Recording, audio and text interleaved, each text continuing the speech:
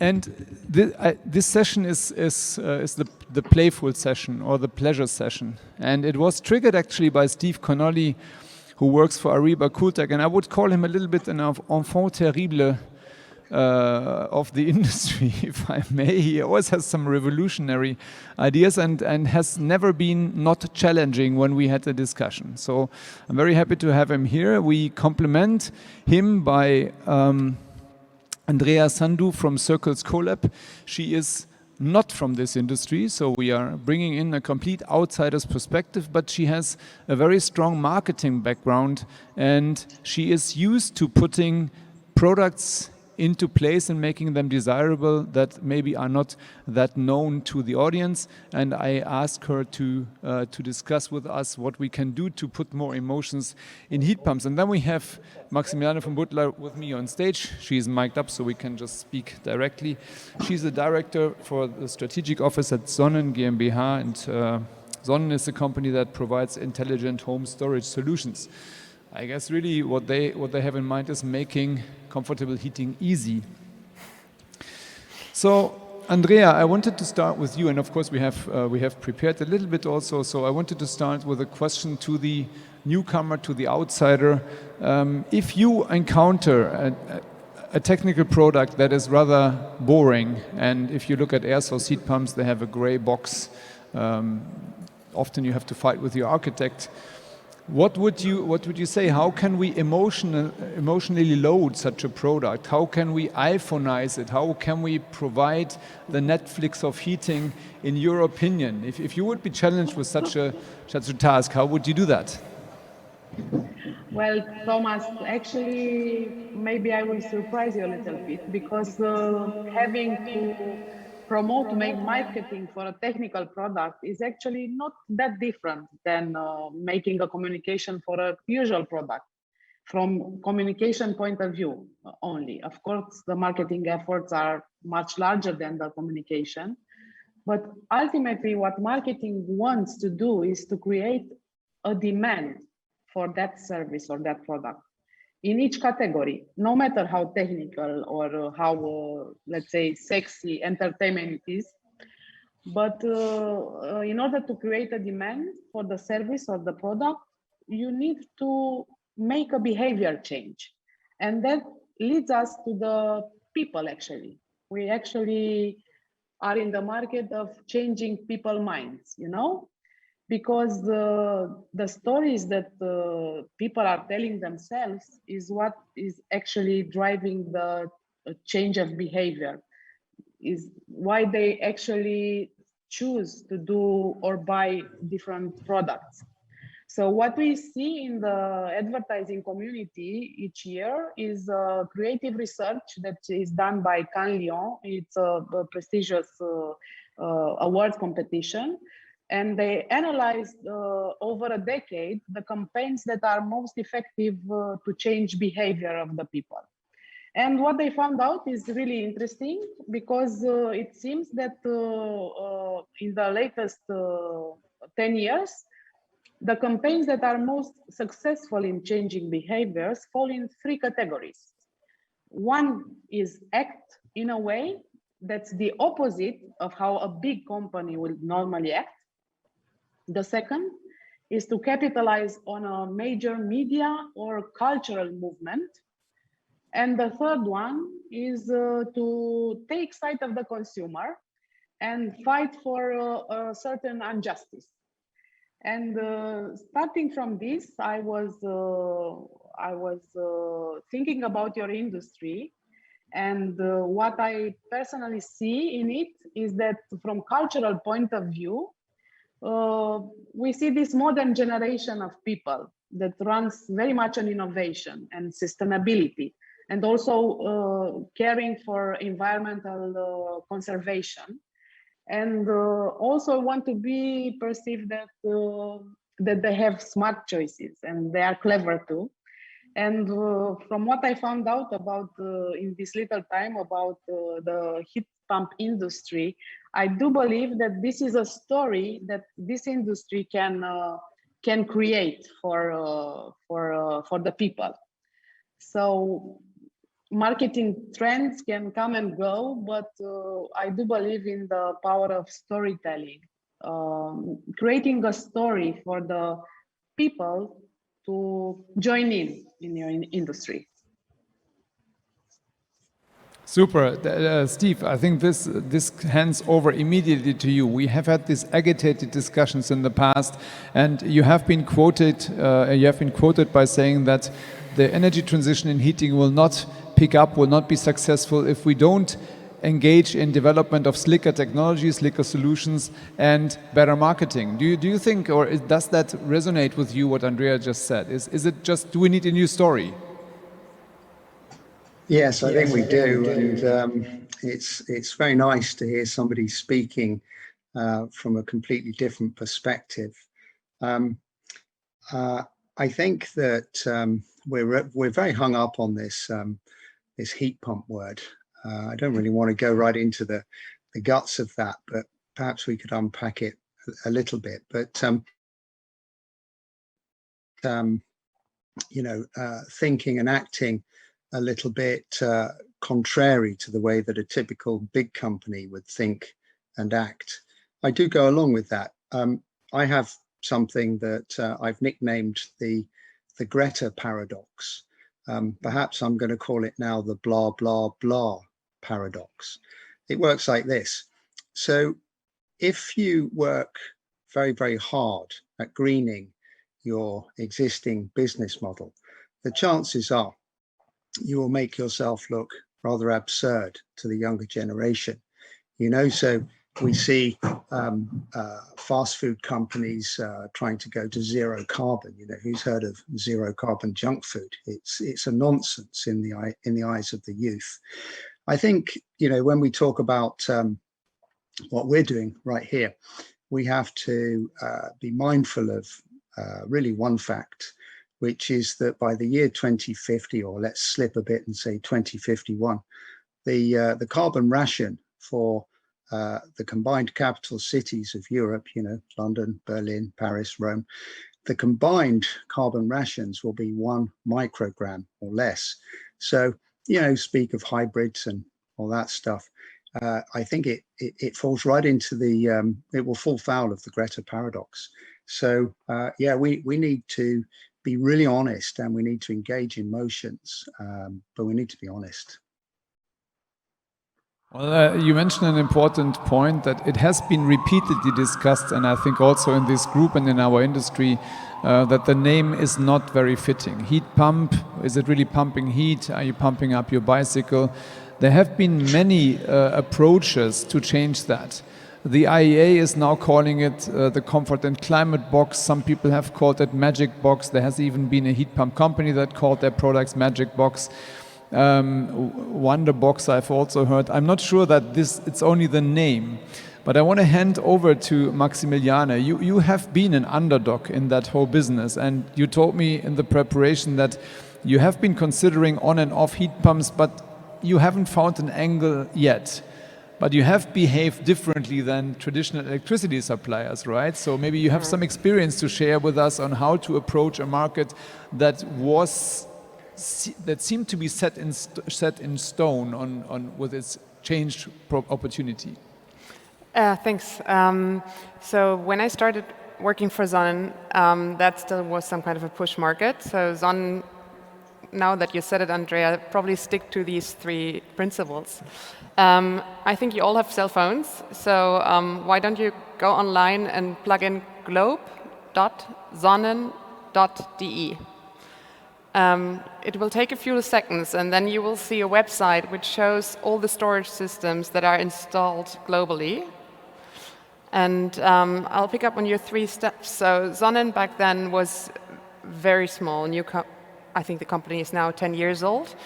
And instead of simply selling storage systems, they completely switched their storytelling and created that community. And we're fighting the big ones, the utilities. So the claim was energy is yours.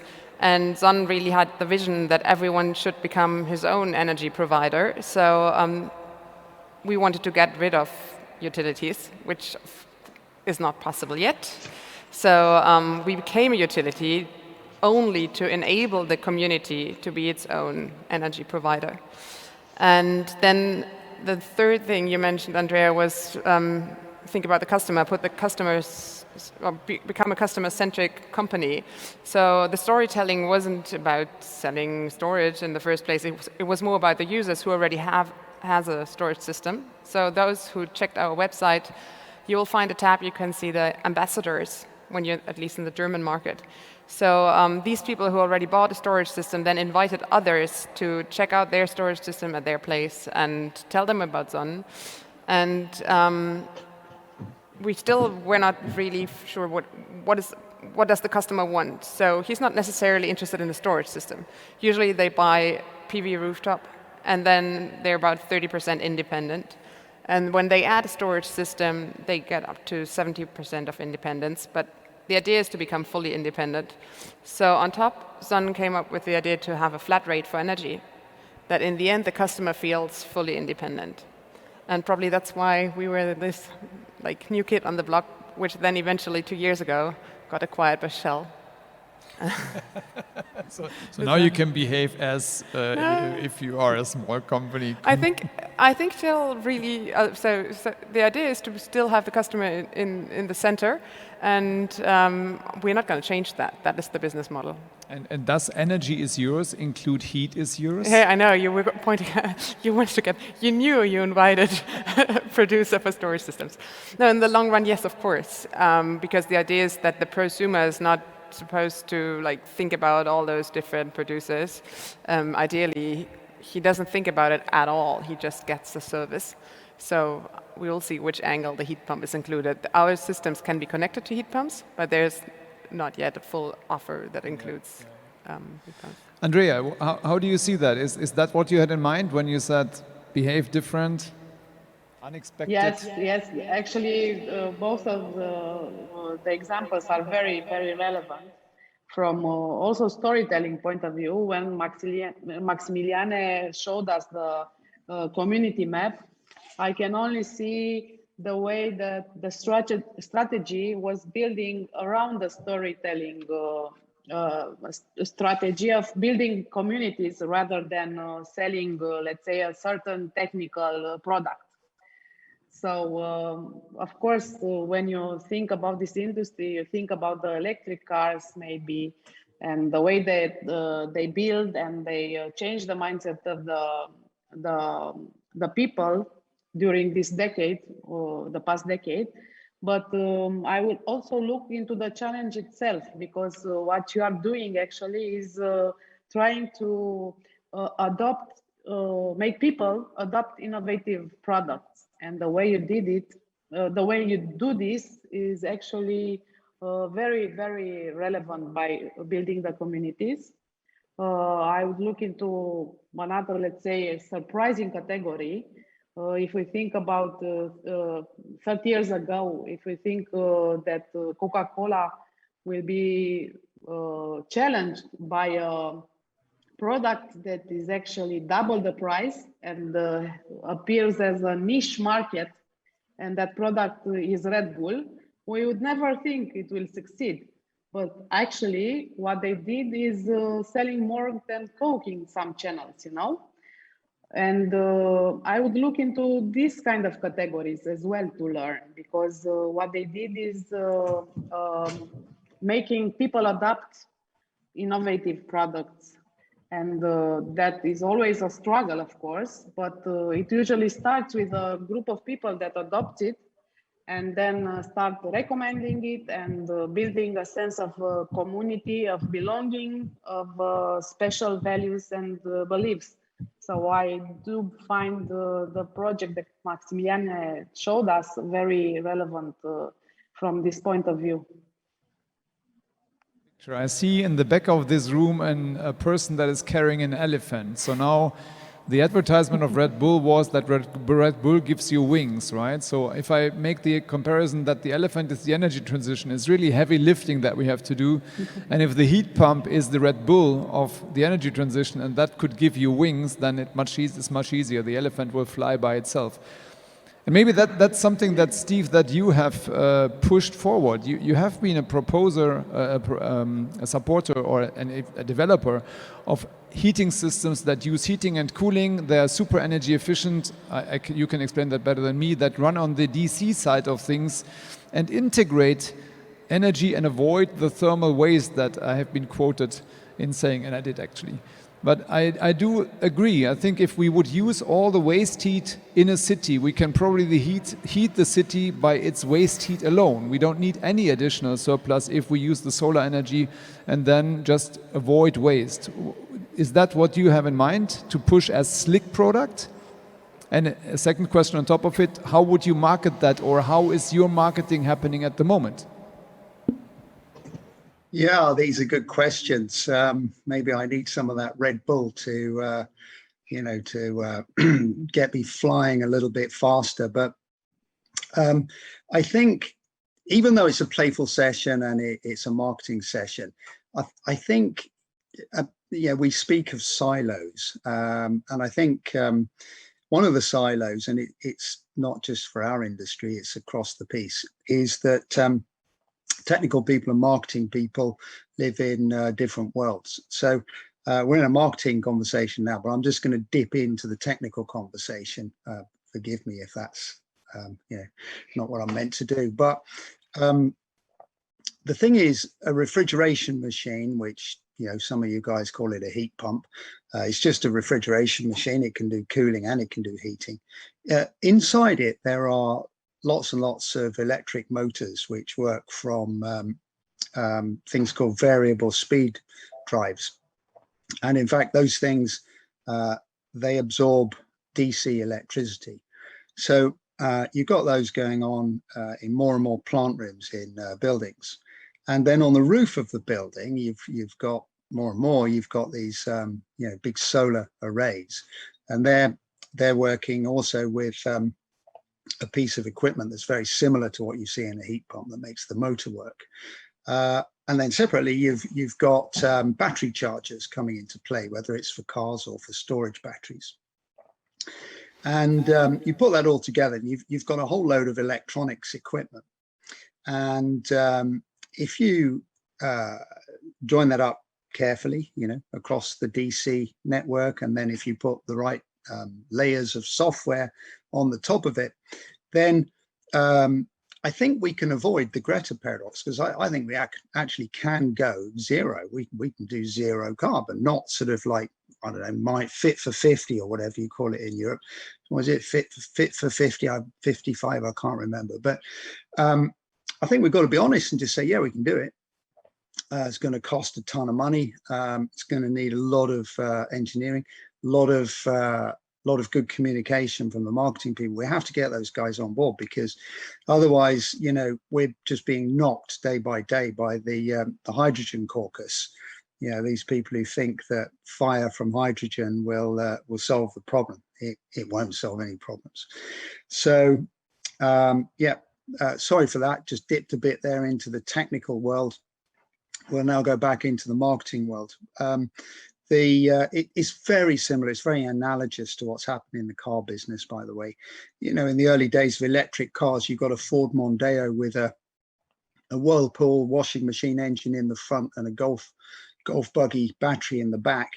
And certain Mr. Musk changed our view of that. Well, with these the systems for buildings, it'll look more like a Tesla as we go forwards, and a lot less like a Mondeo with a Whirlpool washing machine motor in the front. But we need the marketers. So how are we going to call it? I think heat pump is not the word, not at all. Is it only the word? Will a heat pump map that is similar to your globe help us? And I may say we have, if you look at the heat pump city of the year, or heat pump award as we call it now, we have a map that is not as populated as yours, but is showing a lot of good examples. Well, we do have more gimmicks, also technical ones. So I think the idea of the virtual power plant, or the concept of the virtual power plant, which we created, that for sure is meant to include heat pumps as well. So probably you're all familiar with virtual power plants from the industry sector, but the households which buy a sun battery, they can get access to our virtual power plant. And they basically swap the asset, which they buy individually, and then hand it over and let it agglomerate and then have it for stabilization of the grid. So this is the perfect use case to include heat pumps or electric vehicles. However, when I see Andrea here, the understanding of the customer is not necessarily there yet. So again, you have to find some kind of storytelling that is wrapping this up. And don't talk about technical details, don't talk about the complexity of the metering system, about the installer business, just don't mention it. And only talk about the added value. And this is some kind of, I call them win-win products. So ideally for the energy market transition, we have these products which you buy because you have a reason, these regular reasons why you buy consumer goods, but at the same time it should do something good for the energy market transition. And I would love to have these win-win products in the future, and I absolutely see them in the heat market. So I'm wondering why this industry is not using this advantage of load shifting and sharing the added value with the customer, because there can be monetary incentives, but I think at least in the German market, the interest of the consumers has risen so sharply in the past years that I think you can start explaining the complexity, or at least step by step, the chances of technology in the market. Well, if we assume that consumers want to do good, are we highlighting the emotional value of using a climate positive energy system enough? And I would also ask that to our two online participants. Not yet. Not yet. Andrea? I